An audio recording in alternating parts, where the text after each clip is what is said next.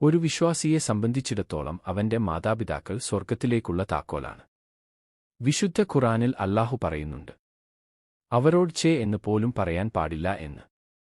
മുത്ത് നബി പറഞ്ഞു, വൃദ്ധരായ മാതാപിതാക്കളെയോ അവരിൽ ഒരാളെയോ ലഭിച്ചിട്ടും സ്വർഗ്ഗത്തിൽ പോവാൻ സാധിക്കാത്തവൻ നിത്യനാവട്ടെ.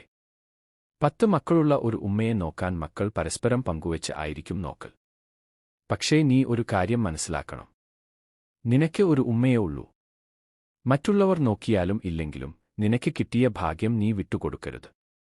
ചെറുപ്പത്തിൽ എന്റെ മാതാപിതാക്കൾ എന്നെ പോറ്റി വളർത്തിയതുപോലെ ഇവരോട് നീ കരുണ കാണിക്കണമേ എന്ന് എപ്പോഴും പ്രാർത്ഥിക്കണം എന്ന് റബ്ബ് ഖുർആനിൽ പറയുന്നു. നമ്മളെ എല്ലാവരെയും മാതാപിതാക്കളുടെ അനുഗ്രഹം കിട്ടിയ മക്കളായി മരിപ്പിക്കണമേ.